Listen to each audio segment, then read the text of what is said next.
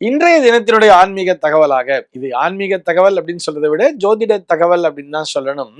அதாவது நம்முடைய இந்த சனிப்பெயர்ச்சி 2025 நிகழ்ச்சி நடந்தது இல்லையா? அதுல நேரடியாகவே அந்த நேயரானவர் கேள்வி கேட்டார்.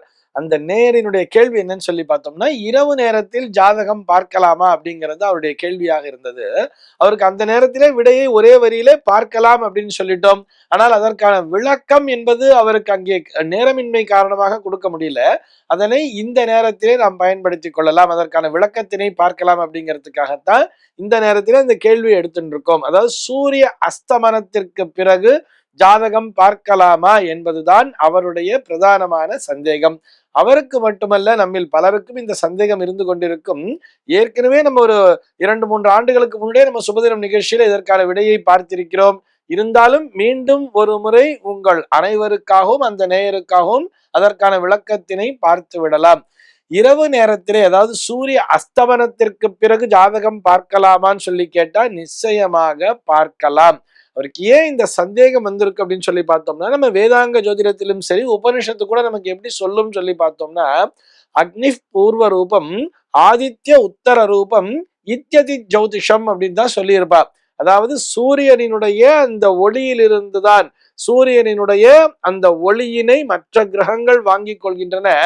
அந்த ஒளியினை பிரதிபலிக்கின்றன. தாங்கள் வாங்கிக் கொள்கின்ற அந்த ஒளியினை அந்த கிரகங்கள் இந்த பூமியின் மீதும் இங்கே வாழுகின்ற மனிதர்களின் மீதும் பிரதிபலித்து அப்படி பலன்களை உண்டாக்குகின்றன அப்படிங்கிறது தான் ஜோதிடத்தினுடைய அடிப்படையான விதி. அதாவது சூரிய ஒளிதான் இதற்கு முக்கியமான காரணம். ஜோதிஷம் அப்படிங்கிற வார்த்தையே, ஜோதின்னு சொன்னா ஒளி, ஜோதிஷம்னு சொன்னா ஒளி அறிவியல் தானே. அப்படி சூரியன் அஸ்தமித்த பிறகு சூரியனுடைய ஒளியானது இந்த பூமியின் மீது எப்படி பாய்ச்சப்படும், அந்த நேரத்துல போய் நம்ம ஜாதகம் பார்க்க முடியுமா, கிரகங்களினுடைய பலன்களை துல்லியமாக அறிய முடியுமாங்கிறது தான் சந்தேகமே. அதனால அந்த நாள்ல பார்த்தோம்னா பகல்ல மட்டும்தான் ஜாதகம் பார்ப்பா, ராத்திரிலாம் ஜாதகம் பார்க்க மாட்டா அப்படிங்கிற மாதிரி நாம் புரிந்து கொண்டிருக்கிறோம். அதுபோல் அல்ல அப்படிங்கிறதையும் தெரிஞ்சுக்கணும். அதாவது நமக்குத்தான் நம்முடைய நாட்டிலே சூரியன் அஸ்தமிக்கிறதே தவிர அது இன்னொரு இடத்திலே உதயமாய்த்தானே இருக்கும். உதாரணத்துக்கு இப்ப நம்ம எல்லாம் ஈஸியா புரிஞ்சுக்கிற மாதிரி சொன்னா, நம்ம ஊர்ல இரவு நேரம்ங்கிறது பார்த்தோம்னா அமெரிக்காவில பார்த்தா பகல் நேரமாகத்தானே இருக்கிறது.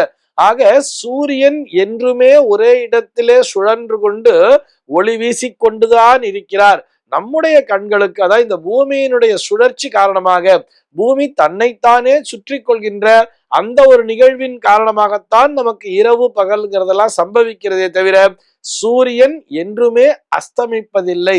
அவர் ஒளி வீசிக்கொண்டுதான் இருக்கிறார். இப்படி புரிஞ்சுக்கலாமே. அதாவது இன்னைக்கு அமாவாசைங்கிறதுக்காக சந்திர மண்டலத்துக்கு ராக்கெட் போகுமா அப்படின்னு நம்ம கேட்க முடியுமா? சந்திரன் என்னவோ இருந்து கொண்டுதான் இருக்கிறார். ஆனால் நம்முடைய கண்களுக்கு அந்த சந்திரனானவர் அமாவாசை நாளிலே தென்படுவதில்லை. அதுபோலத்தான் இதுவும். ஆக சூரியன் ஒளி வீசிக்கொண்டுதான் இருக்கிறார். எல்லா நேரங்களிலுமே ஜாதகத்தை பார்க்கலாம்.